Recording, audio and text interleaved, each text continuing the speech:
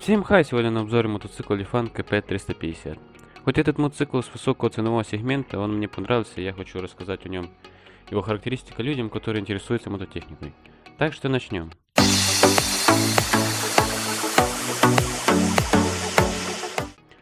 Особенности комплектации Lifan KP350.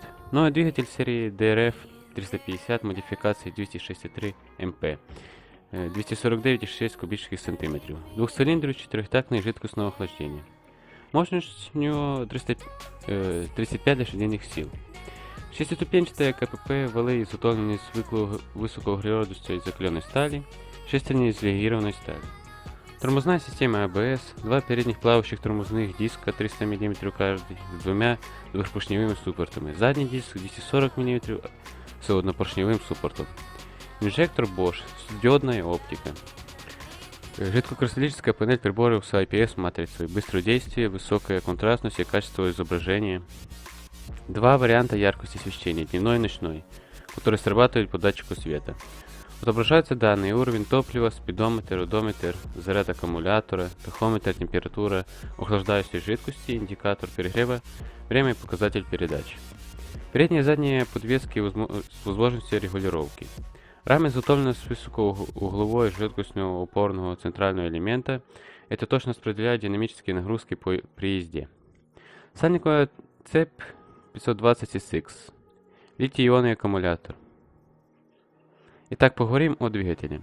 Как результат, двигатель обладает такими качествами: эксплуатационная надежность и повышенный моторесурс, максимальный тяговый потенциал в низком и среднем регистре рабочих оборотов двигателя, стабильность характеристик при эксплуатационной в местности, где резко меняется температура. Возможность эксплуатации на бензинах с октанным числом от 92. Минимизация вибраций во всех рабочих режимах. Основные технологические плюсы приборной панели.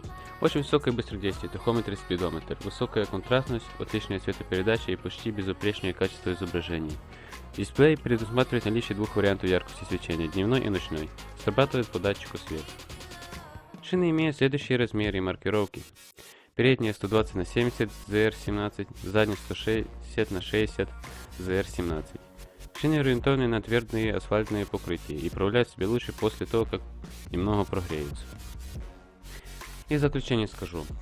Лучше всего этот мотоцикл подойдет тем, кто не только ездит в условиях города, а имеет возможность и желание в активном темпе перемещаться по приличным загородным дорогам, недлительные по протяжению путешествий.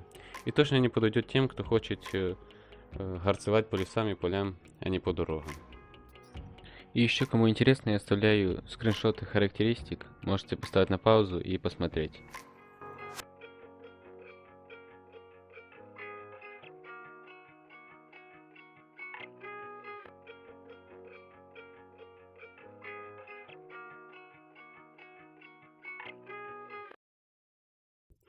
Так что это был видеообзор мотоцикла Lifan KP350. Подписывайтесь на канал, нажимайте колокольчик, чтобы не пропустить новые видео. Ставьте лайки. Ну и всем пока.